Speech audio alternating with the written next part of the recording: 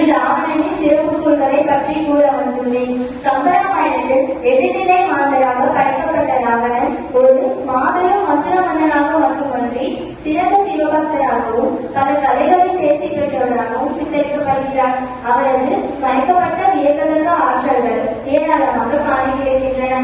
அவற்றுள் ஒரு சில: இவர் ஒரு சிறந்த வீணை வாசிப்பாளர். சிவனின் மீது இவர் இயற்றிய சிவதாண்டவ ஸ்தோத்திரம் இசையின் மிகச்சிறந்த வடிவமாக கருதப்படுகிறது. பிரம்மனிடமிருந்து பெற்ற வரத்தின்படி எந்த ஒரு வடிவத்தையும் எடுக்கும் திறன் அவரிடம் கூறிக்கொண்டிருந்தது. குபேரனிடமிருந்து அபகரிக்கப்பட்ட புஷ்பக விமானத்தை இயக்கும் தொழில்நுட்ப அறிவும் அவரிடம் காணப்பட்டது. சிறந்த மருத்துவ நிபுணரான அவர் நாடி பரிசோதனை மற்றும் மூலிகை மருத்துவத்திலும் சிறந்து விளங்கினார். அர்த்த பிரகாசம் போன்ற மருத்துவ நூல்களையும் எழுதியுள்ளார் என்பது குறிப்பிடத்தக்கது. ஜோதிட கணிப்புகளுடன் தொடர்புடைய உடற்கூறு மருத்துவம் மற்றும் எதிர்கால நிகழ்வுகளை முன்கூட்டியே அறியும் சிந்தாமணி மருத்துவம் போன்ற அரிய நூல்களையும் ராவணன் உருவாக்கியுள்ளார்.